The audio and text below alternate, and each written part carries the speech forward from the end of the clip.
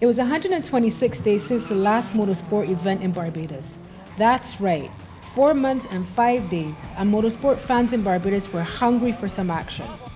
The rural district of Malvern came to life as hundreds of spectators turned up at the iconic Malvern Wall for the season opener for the Motoring Club of Barbados and the Barbados Rally Club. They were there in their numbers, maybe because they heard the sheriff was back in town, or that the Watsons had some new sponsors and they wanted to see who. And Sammy too. Maybe they just came to see this guy. The usual, sideways.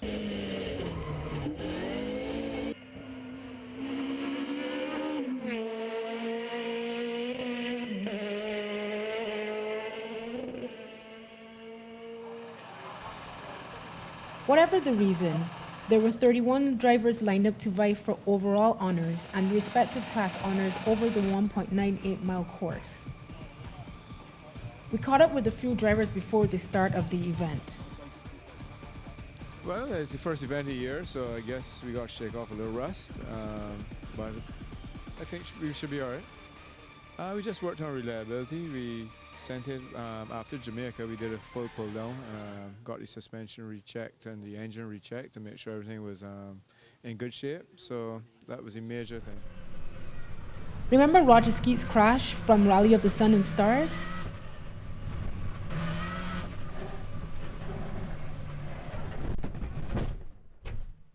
Well, he's back. Morning. It's really good to be sitting in the car again. It really is quite a time. It's nearly half of a year. Jeez. But yeah, it's good to sit in it again. We've driven it yesterday for the first time since September, and the car is working beautifully. I mean, I must say, Brett and his team have done a terrific job to rebuild it to its present state with so few things to do to adjust it now for this morning. So obviously this morning now we use as a guide to see how the setup is, where everything is going to be remaining. Hopefully it will remain just as we have it set. Well, the car was stripped to a bare shell and it was sandblasted, so there was nothing in it. Absolutely nothing in it. It was completely gutted. The car looks better now than when I first bought it. It looks like a brand new car. Corbins have repainted it, and inside, outside, underneath, everywhere. So whenever they were finished, it was a matter of putting everything back in as it should be, and it's pretty straightforward in a lot of areas, but you need to be meticulous and knowledgeable, and I must say the car worked right out the box perfectly. No, we just decided to come and do a couple of events 2012, get back into shape a while for the turbo car for Rally Barbados, so that's the plan of action. So have a little more fun and do a couple more events this year. Same way, sideways. Basically just a refresh of everything, run through everything, make sure everything is good. We changed the ECU on the car to a mappable ECU, so the car is, it's a little more responsive and doesn't have any flat spots in it. Took the Vanos out of the car because it was making the car very unpredictable in certain corners. And that's pretty much it. Some plans before Rally Barbados again, but we'll discuss them on a later date. Today really is just to shake the rust off.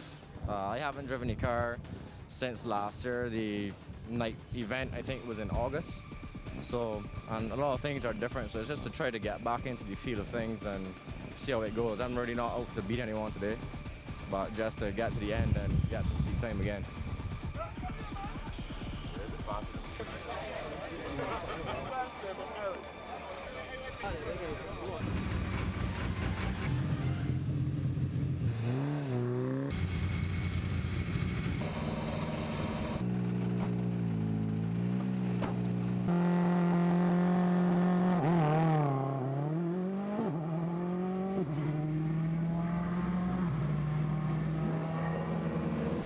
Paul Bourne was out of action for 6 months as he opted to sit out the events after Sun and Stars last year. With his engine fresh rebuilt in the off-season, he wasted no time in getting up to speed. He didn't put a foot wrong all morning as he set about getting back into the car.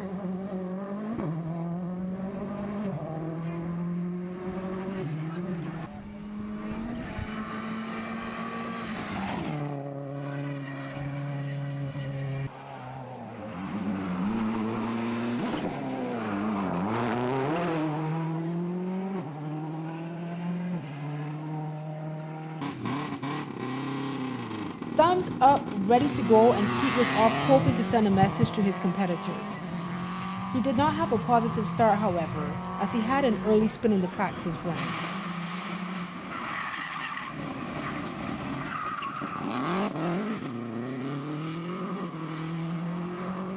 Things went from bad to worse for Skeet as he slid right out of the runnings. Here's his account. Well, the first loop incident was unfortunate. I mean, my good buddy Andy Bear don't believe me, but you know, when you're old, you need a little time to pick up speed.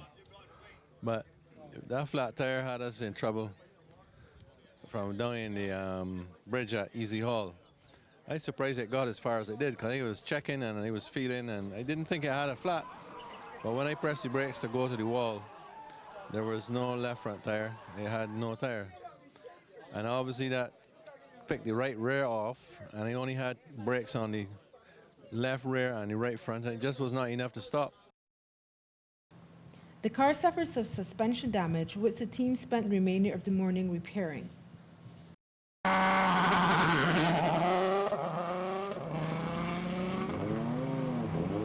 Sean Gill's SX4 was fresh after a stripping rebuild, after taking second place in Rally Jamaica at the end of last year. The Warrens-based team was looking to improve on the previous year's performances with the SX4.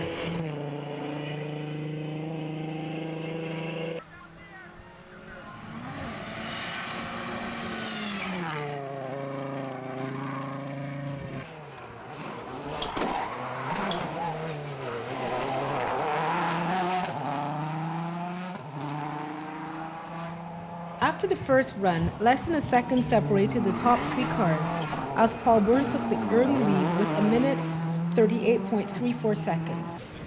Skeet's accident interrupted Gill's second run, which allowed Bourne to have 3 clean runs to set the morning's fastest time of 1 minute 36.308 seconds.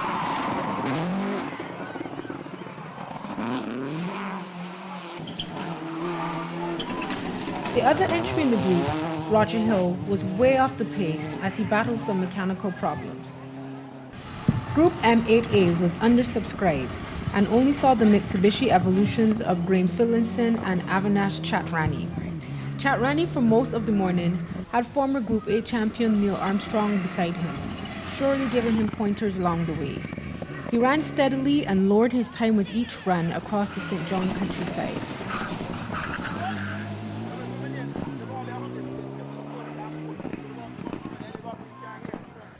This was Phillinson's first event since last year's Sol Rally Barbados. The more experienced Phillinson comfortably took the honors in the group.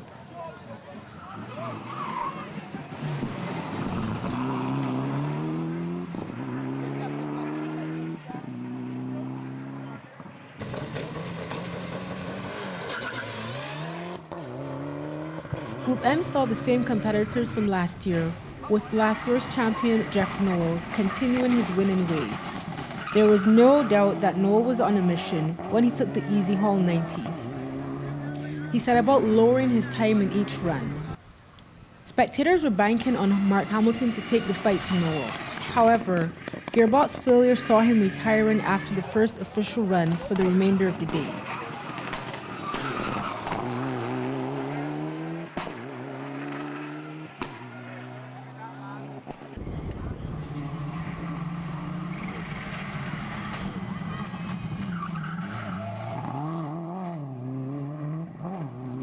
With his car reconverted to right-hand drive in the off-season by Corbin's garage, Andrew Malalou swept up the real estate left by Hamilton's departure.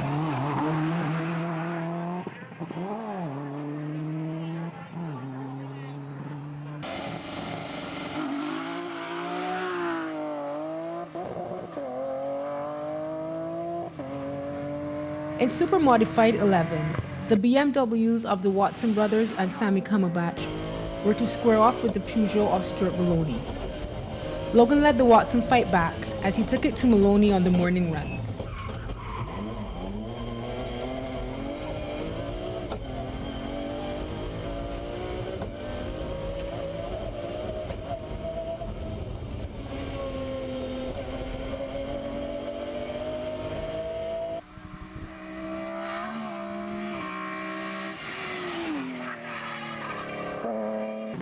fight between them was as big as Maloney's fight for traction. Maloney drew first blood in the first official run, and the Peugeot 306 was looking sound and sounding sweet as he worked to keep it in a straight line.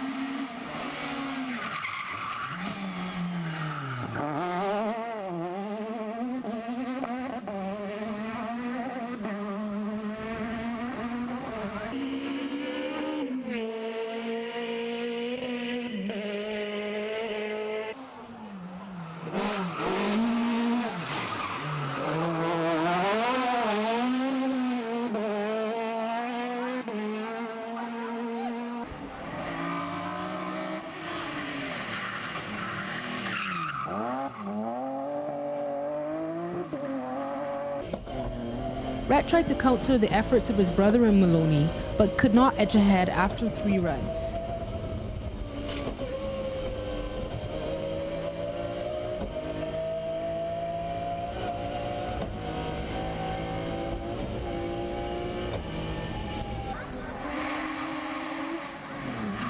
Alex Whitehead had his 6-cylinder singing, swinging, and sideways, much to the delight of the spectators.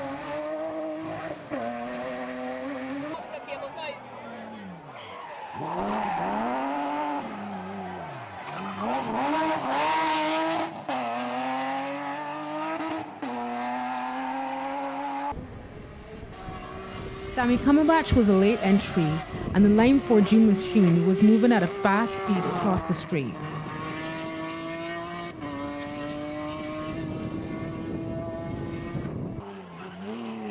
Carrying too much speed in the wrong gear, he narrowly missed the wall.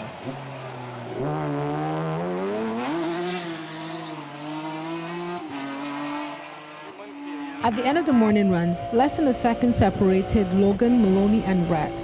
As the defending super-modified champion, Logan took the win, not only for himself, but for Team Pink, as they promote breast cancer awareness in 2012.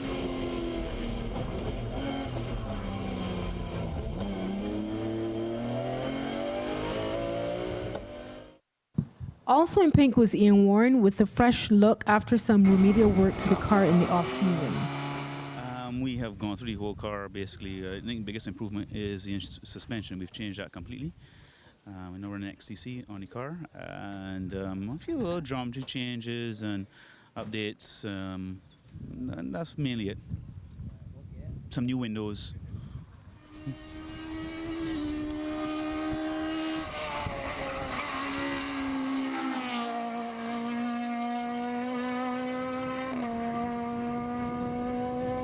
Warren quickly got back into stride, but was without competition, as the other members were still putting their cars back together.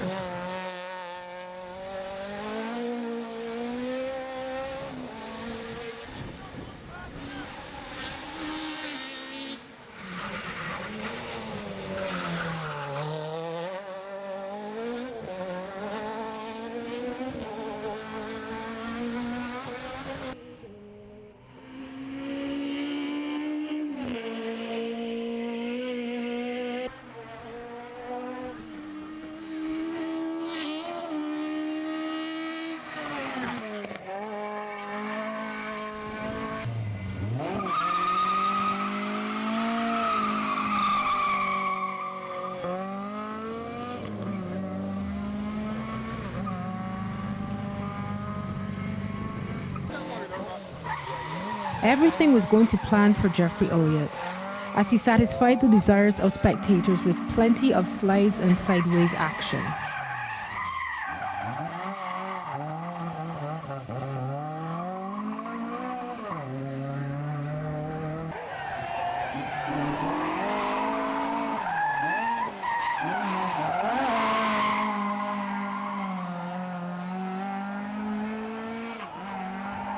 Three entries in S9 quickly became 2, as Carlos Edwards' Starlet developed a misfire in the practice run due to computer problems, which took the remaining runs to rectify. Clifford Cox had this practice run spin.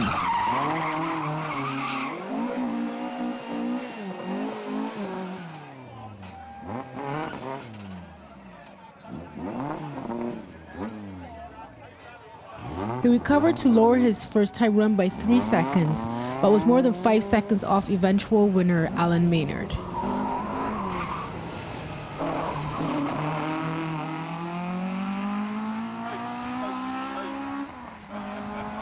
In M7, Kyle and Norman Catwell were sharing Kyle's golf, and Norman did well to save this big moment at the bottom of Easy Hall.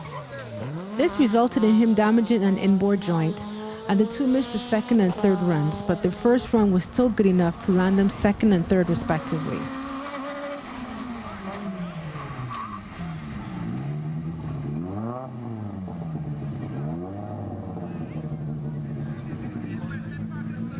Jimmy, yellow flag. Jimmy, yellow flag.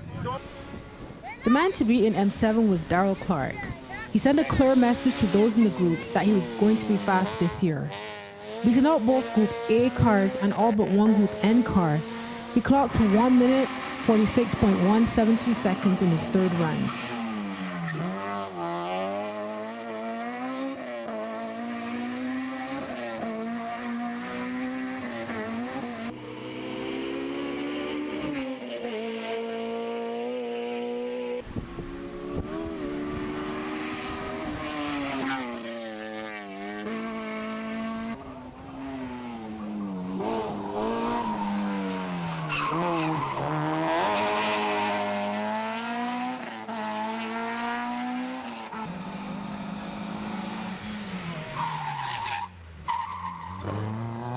Sean Field and Jeremy Sisnick could not find the pace of the front runners.